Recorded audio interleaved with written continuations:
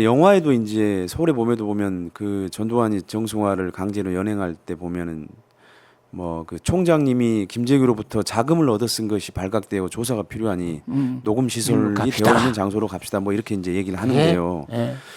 이게 전두환이 정승화를 이렇게 연행해서 조사하려고 했던 가장 중요한 이유가 뭔가요? 그러니까 자기의 권력 찬탈에 방해돼야 된다.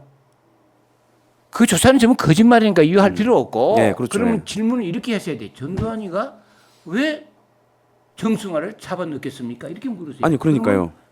정승화를 둬 가지고는 정권을 잡을 수가 없어. 걸림돌이 돼서. 그러니까 권력 찬탈에 가장 방해되는 그럼. 인물이라는 거죠. 그리고 그 사람을 남겨두면 장태환에 시켜서 하나회를 막 정리하기 시작해. 30대, 33대대 지금 하나회에 있는 자리를 핵심 위에다가 일반 장교를 갖다 넣어. 그때다가 안 되잖아요. 그러니까 그거 하기 전에 일촉즉발의 순간을 빨리 해야 된다라고 학교로 나간 것이 그 핵심들이요. 제가 이제 그걸 보면서 이런 생각이 들던데요. 과연 쿠데타가 먼저일까, 정승화 제거가 먼저일까 이런 생각이 들던데 뭐냐면 쿠데타를 계획하고 있었는데 정승화가 걸림돌이 될 것 같으니까 제거하기 위해서 연행한 건지 아니면 정승화를 연행하는 과정에서 자연적으로 그냥 쿠데타가 발생한 건지 전혀 그건 이미 계획이 돼 개경 부대에 하나회를 딱 배치시킬 때 보안사령관에 온 전두환이가 그 파워를 가지고 자기들이 핵심 인사들을 전부 다 앉히고 딱 실수한 게 장태환이야. 나머지는 다 하나회로 다 깔아놨어. 정권은 그냥 넘어오게 돼 있어요. 여기 땅 하면 다 모여가고 다다닥 하게 돼 있게 돼 있는데 정승화가 장태환을 끌고 들어왔단 말이요. 응? 그냥 12.6 나고 수병사 한 12일인가 만에 인사추첨도 장태환을 갖다 놨어. 이 장태환을 살려두면 아까 얘기한 대로 개인적인 원한 관계도 있지만은 하나회를 한 사람 두 사람 빼버리면 쿠데타를 할 수가 없어요. 그러니까 결정적으로 전두환이를 안 잡으면 정권 찬탈은 안 된다. 정권 수립은 안 된다. 그러니까 이거지. 그러니까 뭐 전두환이를 참 정승환을 잡는 게 뭐냐, 쿠데타가 뭐냐, 그는 우문이에요. 아니 그러니까 쿠데타를 계획하고 있다가 그렇죠. 네. 쿠데타는 일환으로 그리고 가장 그 일환으로 정승화 장태환을 잡는 것이지. 네, 그러니까 방해되는 인물인 정승화를 제거한 거다 이렇게 되는 거죠. 그렇죠. 그리고 아까 얘기했지만 정승화는 옛날에 한번 정승환한테 잡혀갔던 경력도 있고. 근데 정승화는 그때 구속돼서 재판을 받고 처음에는 유죄 판결을 받았다가 나중에 이제 전부 무죄 판결을 전부 받았어요. 무죄 판결 다 됐죠. 예, 예, 이건 그건 뭐 죄 없는 사람입니다. 그렇죠. 예. 근데 이제 정승화가 연행당하기 전에 전두환을 동해 경비사령관으로 만약에 발령을 낸다고 했었는데 만약에 이 인사가 실행이 됐다면 12.12 쿠데타도 없을 수도 없을 있지 수도 않나? 있고 전 대통령은 경비사에 가가지고 몇 년 근무하고 참모총장하고 서서히 올라와도 되는데 그 딱 바뀌면 어떻게 되냐 하면 하나회가 확 무너져 버리고 정권 찬탈 기회가 없어져요. 그러니까 동해안 간다 소리 나니까 화달짝 놀래고 그것보다 더한 거, 더 중요한 얘기. 김재춘 장군이 정승화한테 와가지고 너 63년도에 너 그놈들 살려놓은 게 너 지금 큰 잘못이야. 지금 이놈들이 뭐 꾸미고 있고 당신 그냥 간둘 거야.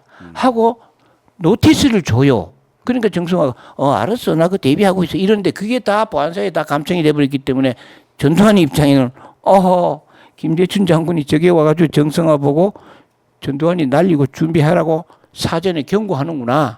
우리가 이거 빨리 안 하다가 내가 선제 공격을 당해가지고 박살 나겠구나 싶으니까 12월 7일 날 12.11을 하기로 결단을 해. 근데 내가 볼 때는 12월 6일인가 7일 사이에 김재춘이가 정승환한테 와서 조언을 해요. 10이 나기 직전에. 그 이야기가 동해안 가는 것보다 더 결정적인 요인이 됐다.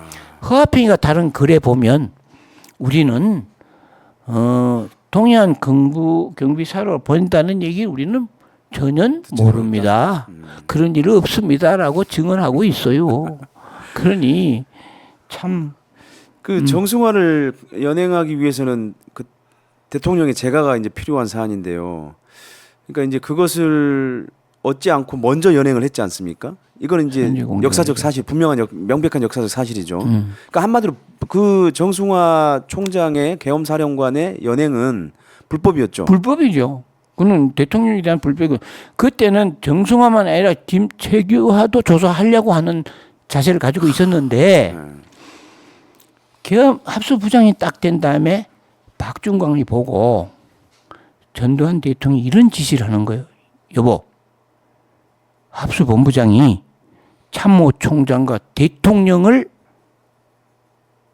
허가 없이 직권으로 조사할 수 있는 규정이 있나 알아보시오.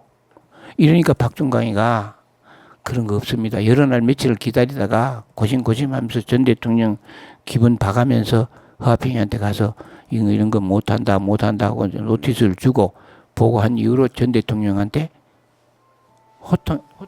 혼난다는 거예요. 그 다음에 또 어떤 일을 하냐 하면 그 박준광이 보고 잠깐 여기 전화를 아니 그냥 얘기하세요. 지금 하면 돼. 예, 예. 그 다음에 이제 그러니까 그 지금도 허화평은 그런 얘기를 합니다. 합수본부장은 참모총장과 대통령을 조사할 권한이 있다. 지금도 계속 허화평은 계속 그 언론에 나와도 있고 그러니까 세상에. 우리는 죄 없다. 당연히 내가 할 권한을 행사하는데 무슨 소리냐 하는 게 지금 이 남아 있는 측근들이 주장입니다. 그런데 그 전에 어떤 일이 있었냐면 박준광이 보고 이제 요 얘기 나기 전이야. 박준광도 이랬대요. 박준광 씨한테 들은 얘기입니다. 전 보안사령관이 여보, 계엄이 끝나도 보안사가 중앙정보부를 컨트롤할 수 있는 법을 찾아보시오. 길이 있나? 그러니까 박준광 씨가 굉장히 고민을 했던 거야.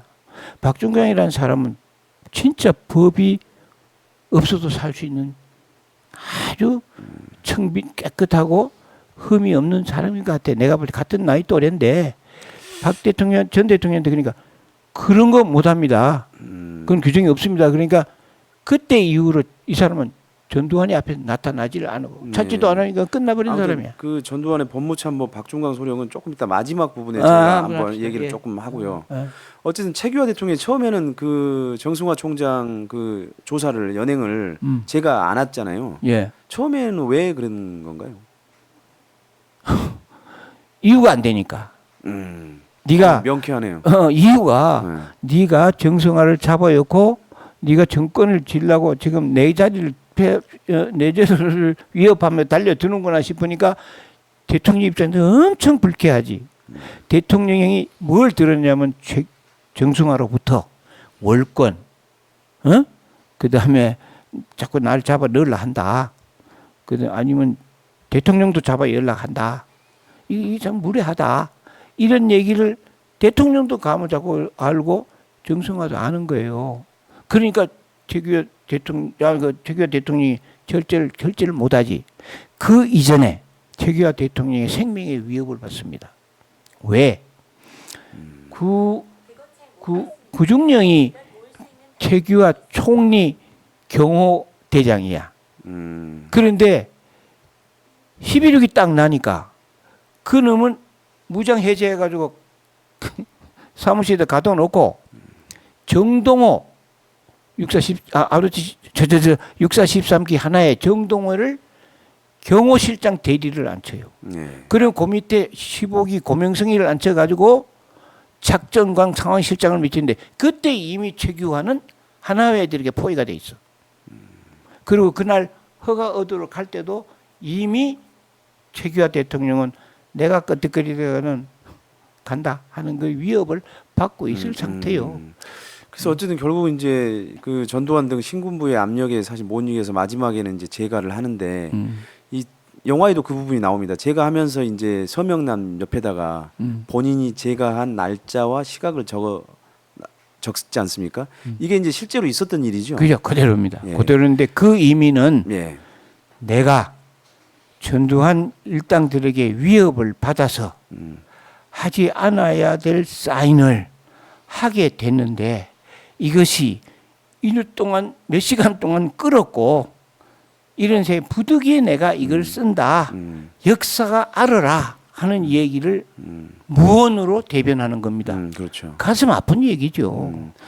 그리고 그날 전에 밤에 어떠냐면 초저녁에 가서 노했죠. 그렇죠. 그다음에 8시 반인가 30단에 왔다가 9시 반 되니까 전부 7, 8명 데리고 또 가서 결제해 주십시오 하고 또 쪼오잖아. 그러니까 최규하 대통령의 심정이 어떻겠어요? 군부가 군권 무기를 장착하고 내 방에 들어와서 결제를 요구한다. 얼마나 속이 아팠겠어요. 그러니까 이 사람이 끝내 경기다가 이유가 없으니까 국방부 장관 오면 해 하고 네. 밀고 가다가 국방부 장관 오니까 할 수 없이 그래 나는 이제 곧 떠난다라는 결심하고 그냥 어쩔 수 없이 한다. 그거를 의미하는 겁니다. 근데 보통 이제 최규하 대통령에 대한 이미지가 약간 좀 우유부단하다라는 이미지가 많은데 결정적으로는 8시간 동안 저 박정희 대통령이 이제 사망한 이후에 8시간 동안에 적절한 조치를 안 한 거는 최규하 대통령인데 만약에 군 출신이 그걸 했다면 각하가 통수권자가 없으니까 자기가 직접 통수권자로 바로 나와야 돼. 그러니까 저 대통령 박 대통령이 돌아가셨다 소리를 들으면 최규하 총리가 내가 실권자야. 그렇죠. 헌법상으로는 자기가 딱 장악하고 해야지. 딱 두말할 필요 없이 죽었다 그러면 자기가 저 부총리 불러가지고 내가 대통령이야. 너 이거 해. 이거 장관 보고 이거 이래 돼야 되는데 8시간을 우유부단하게 지낸 것을 볼 때에 이분은 군을 총괄할 수 있는 통수권자로서의 차질이 부족해. 왜? 외교관이기 때문에. 또 사람 자체가 이렇게 양반이고 무르고 이제 전두환 씨 같이 군 출신처럼 악도르게 할 수 있는 사람이 아니야. 그건 어쩔 수 없는 일이고 그때 전 최규하 대통령은 좀 보세요. 이제 12집 그 사인하시오 하고 최규하 전두환이 얘기했을 때 안 해주니까 그 다음에 7, 8을 모아서 또 압박했잖아요. 그렇죠. 그거. 그 다음에 3월달에 중앙정보부장 서리하면서 또 압박 넣었잖아요. 네, 그렇죠. 그 다음에 국보위 해가지고 상임위원장 해가지고 압박을 넣었잖아요. 이 세 개를 보고 본인 스스로 아이고 나는 빨리 물러나서 조용히 살고 싶다. 그것이 6월달에 말한 거고 8월달에 사직하는 거예요. 근데 그거를 이미 전두환 씨 측에서는 정승화 잡으면 최규하도 잡는다. 딱 틀에 잡혀 있어. 근데 지금 와서 전부 아니라 그러고 우리는 그냥 이렇게 하는데 그건 다 거짓말이에요. 근데 여기서 저희가 이제 그 전두환의 법무참모였던 이 박중관 소령이라고 하는 인물을 한번 잠깐 얘기를 하고 오늘 이제 마치려고 하는데요, 방송을. 예. 그 전두환이 박중광에게 합수 본부장으로서 직권으로 참모총장하고 대통령까지 조사할 수 있는 법적 근거를 찾아보라고 이제 했다고 했잖아요. 예. 예. 그래서 이제 결국 박중광은 합수부 설치 규정만 있고 직권 조사 조항은 찾지 못했다라고 그렇게 보고를 하죠, 전두환한테. 보고도 하고 네. 부하가 상관을 그게 무슨 난리가 나고 전쟁이 난 것도 아닌데 여기 전쟁이 나가지고 대통령이나 참모총장 상관이 적군과 내통이 됐다 그러면 당연히 뭐 사살할 수도 있겠지만 이건 평상시에 어떻게 합수본부장이 계엄사령관과 대통령을 조사하느냐? 그건 절대 안 됩니다. 이것이 그때 만약에 박중광이가 전두환의 지시를 받아가지고 그거 한번 만들어 봐야죠. 만들어보면 그때 법을 만들 수도 있어요. 그 내각에서 통과되면 되니까. 근데 박중광 씨가 그걸 안 한 거야. 그러니까 박중광 씨는 내가 요즘 이렇게 생각해 보면 참 정신이 맑고 훌륭한 사람이야. 제가 쓴 책에 보면 참 좀 큰일 하셨습니다. 고맙습니다. 이렇게 써져 있어요. 대단한 그러니까 사람이야. 이제 박중광은 그렇게 보고를 했는데 전두환은 규정을 새로 만들거나 법을 고치는 만들어서. 방안을 연구하라고 지시했는데 이제 박중광은 못한다. 그것은 불법입니다. 아, 합수부 본부장은 대통령과 계엄사령관의 부하입니다. 부하가 상관을 직권으로 조사할 수 없으며 이런 법을 만들 수가 없습니다. 이렇게 반대를 했잖아요. 그 말은 박중광이가 한 말 그대로가 아닙니다. 아, 제가 박중광이고 2, 3차 만나서 상황을 들었는데 박중광이는 그 얘기 하는데 엄청난 시간을 끌었습니다. 이 사람의 생각은 내가 전두환의 부하인데 전두환의 비행 잘못을 나 얘기하고 싶지 않다라 그래서 이 이야기가 잘 안 나왔어요. 그런데 내가 이걸 역사에 남겨야 한다. 그리고 사실대로 얘기를 하자. 그랬더니 궁지렁 얘기해. 그냥 뭐 이렇습니다 하고 나하고 얘기 아니고 근데 뭐 잡으라 그랬는데 뭐 그건 안 되는 거고 그건 있을 수 없는 건데 뭐 이런 식으로 이렇게 얼버무리려고 그러지. 전두환이가 딱 부러지게 이렇게 했다 소리를 안 해요. 근데 내가 그 얘기를 딱 듣고 나서 보니까 이제 말씀한 그 얘기를 내가 글을 썼어. 박중광의 얘기 들어보면 전두환에게 이랬습니다. 그랬더니 그게 이제 이 글로도 나오고 세상에 알려졌는데 그건 사실이에요. 최근에 박중광 씨를 또 연락을 했어. 여보 만나서 우리 이런 얘기 좀 하자 그랬더니 나는 전두환이라는 사람의 비행에 대해서 말하고 싶지 않다.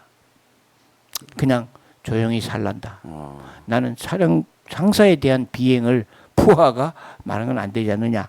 그 말 속에는 전두환 합수부장이 참모총장이나 대통령 조사하는 건 안 된다는 것 같아. 일막 같아. 근데 참 훌륭한 분이야. 변호사 잘 됐고 잘했으면 좋겠는데. 근데 참 소령 계급이 투스타한테 그렇게 반기를 드는 게 거의 쉽지 않을 텐데. 쉽지 않죠. 그러니까 이분이 고민을 엄청나게 했대. 그리고 전 대통령이 기분이 좋은 날, 그리고 화평이한테 어느 날 가서 보고할까 어쩌고 이런 거 다 물어가지고 자기 딴에는 굉장히 조심스럽게 했더라고요. 근데 박중광 씨 나하고 나이도 비슷한데 저는 그런 게 있으면 당돌하게 딱딱 얘기하는 사람이고 성격상 용납 못한 사람이고 그 사람은 참고 내 할 도리가 있는데 그냥 나는 이 정도로 난 받아. 내 문제를 너무 누각시키지 말고 참고를 해라. 이렇게 조언을 해요. 훌륭한 사람. 저런 인물이 잘 없습니다. 예, 아무튼 그 이후에 이제 전두환은 박중광을 찾지 않았고 그때 의로 떠나버렸어. 그러니까 그래서 원래 이 사람은 내가 너 언제 왔냐 그랬더니 진종치 장군일 때 보안사회 법무참모로 왔는데 그 사건하고 그 일지훈련 때 그 합수부 조직도 하고 뭐 열 잘했는데 딱 합수본부장 돼가지고 두 가지를 얘기하는데 박중광이 소령이 그거 안 됩니다 하니까 기분을 아주 나쁘게 생각하면서 내가 볼 때는 그 전두환 씨 특이한 소리 지르고 막 하고 소리 지르고 이런 게 있었을 거예요. 그 이후로 이 사람 보고 싶지를 않은 거야. 지금도 기억을 하고 싶지 않대요. 근데 아까도 이제 언급을 하셨습니다만 그 허화평이 이제 박중광이 사실상 이제 그 신임을 못 받고 그리고 허화평 그때부터 이제 참모총장하고 대통령에게 비리가 있을 경우에 직권조사를 할 수 있다. 합수부에서. 지금까지도 허화평 씨는 그래 얘기하고 박중광이 기억이 없다. 박중광이는 법무창 없다고 얘기한 사람이에요. 그러니까 이제 그런 논리를 바탕으로 해서 전두환이 정승환을 연행하고 구속시킨 것은 합법이다, 불법이 아니다 이렇게 계속 주장하고 있는 거잖아요. 지금도 주장하는 거예요. 지금도 뭐 보니까 반란을 일으킨 거는 정승화하고 장태환이다. 우리는 진압군이었다 이런 사람이 있더라고요. 아니 그러니까 허화평은 아직도 12.12가 구테타가 아니고 합법이다. 그럼요. 그런데도 처벌을 받은 것은 부당하니까 새로 다시 재심을 해야 된다. 재심하자. 이런 식으로 주장을 한단 그렇죠. 말이죠. 그렇습니다. 네. 그러니까 이제 그분들 생각에는 다음 선거 때 막 수가 많아지면 새로 재심하자고 뭐 이런 선거도 하고 싶을 것이고 꿈이 있을 거고 2016년도 제가 전두환 대통령한테 얘기해서 전두환 대통령이 나 사과할게. 광주 가서 참배하자 할 때 그거 못 가요. 가면 안 됩니다. 우리가 국회의원이 많아지면 그 법을 새로 만들어서 이걸 폭동으로 만들고 우리가 영웅돼야 됩니다. 하니까 전 대통령이 그래? 그럼 국회의원 왔다고 내가 얘기할게. 이런 식으로 돼 가지고 세상이 이렇게 흘러간 겁니다. 이렇게 하면 안 된다. 그 마지막으로 제가 이제 그 명확하게 한번 여쭤보죠. 그 특전사 보안 반장으로서 봤던 그 경험을 살려서 12.12는 구테타입니까? 아니면은 구테타가 아닙니까? 그 뭐 구테타 아니라고 얘기할 수가 없죠. 그거는 군이 정권을 잡기 위한 반란. 그래서 사람을 죽이고 그 정권을 잡는 과정을 있는데 그걸 구테타 아니라고 말할 수가 없죠. 그러니까 그렇게 구테타를 했으면 그거는 불법인 거죠. 구테타를 해가지고 이겨버렸으면 이건 처벌할 수 없다. 그런 논리가 처음에 있죠. 그런 논리가 있었어요. 네. 그런데 김영삼 대통령이 된 다음에 구테타 바뀌었잖아요. 성공해도 처벌해. 네. 구테타를 해도 불당하게는 처벌해야죠. 네. 그건 잘한 겁니다. 그래서 이 나라가 그래도 앞으로 그래도 그게 선이 악화가 양화를 구축하지 못하도록 하고 선이 악을 이기는 세상. 꼭 약육강식에 있어서 강자가 약자만 잡아먹는 세상이 아니라 이렇게 아름답고 자연스럽고 평화로운 세상이 되는 이유가 그런 게 있는 거고 특히 저 한 사람 외에는 510이나 50들이 한 행위에 대해서 이렇게 연구해가지고 사실대로 밝혀서 이렇게 얘기하는 사람이 거의 없습니다. 그러니까 근데 아무튼 쿠데타를 일으킨 가해자들은 5.18까지 이어지는 그 사람들은 사실 뭐 제대로 합당한 처벌을 받았다고 보기는 어려워요. 합당은 제물다 지금도 떵떵거리고 예. 아이고 허화평 씨 같은 사람은 93억 일회재단 때 받은 돈에 노태우가 3억 더 96억 받은 돈 가지고 지금 그게 자유재산이 돼 있잖아요. 허화평이 자산이 돼 있어. 내가 청와대에다가 3번 진정을 했어. 이거는 국가가 낸 돈이니까 공공기관을 회수해야 되고 이거를 개인 사주소득을 압니다. 그랬더니 청와대에서 답이 오기를 그거는 개인 자산이기 때문에 우리는 손 못 대니까 잊어버리시오. 이렇게 오더라고요. 그러니까 지금도 그 사람들은 떵떵거리고 좋은 여건에 잘 살고 그 피해를 본 사람들은 피눈물을 흘리고 돌아가셨거나 어려움을 당했거나 피해를 본 거고 그래요. 그런 겁니다. 아무튼 그 역사적 처벌이 충분하지 않았다는 거는 아무튼 저희가 꼭 기억을 해야 될 필요가 있을 것 같습니다. 그리고 이제 마지막으로 저희 그 김충림 목사님이 이제 조만간 책을 낸다고 하는데 제가 이제 오늘 이 표지를 좀 가져왔습니다. 이게 이제 짓밟힌 서울의 봄, 비극의 11.6과 거짓의 12.12라고 하는 부제가 달린 책인데요. 이게 이제 곧 출간이 이달 되죠? 안에 이제 대량 출간이 지금 준비가 돼야 되는데 내년 초에? 아니요, 이달 안에 나옵니다. 이달 안에? 네, 이달 한 25일 전에 나오는데 이 책이 나온 것은 그 서울의 봄이 아까 말씀한 대로 그렇게 했는데 그 영화를 본 사람들에게 메시지를 줘야 될 것 같아요. 내성으로. 네. 그다음 또 구 기자님이 이거 방송하면서 많은 사람들이 댓글에 올리고 저한테 전화 온 걸로 봤을 때 원래 이 책은 한국 정치 60년과 신군부라는 이제 큰 책을 지금 다 초안을 쓰고 있는 중인데 시기적으로 이걸 안 내면 안 될 것 같아서 그냥 이걸 뽑아서 국민들에게 사실이 이런 겁니다 하고 알려드리려고 이 책을 쓴 겁니다. 이제 인쇄가 되면 이런 나오고 이 판매도 아주 저렴하게 해서 많은 사람이 볼 수 있도록 해 저렴하게 만들고 특히 이 구 기자님이 그 팔로워들한테 또 관심 있는 분들이 책을 구매하겠다 네, 그러면 네, 제가 아주 염가로 잘 해드릴 용의가 있어요. 그리고 제가 좀 여유가 있다면 이 책을 아예 그냥 홍보물로 쓰고 싶은 심정이 또 있어요. 뭐 하여튼 그래요, 이 책을 알겠습니다. 좀 국민들에게 알려줬으면 좋겠다라는 예. 생각으로 급히 만들었습니다. 예. 예. 아무튼 뭐 그 이번 달 안에 나온다고 하니까 예.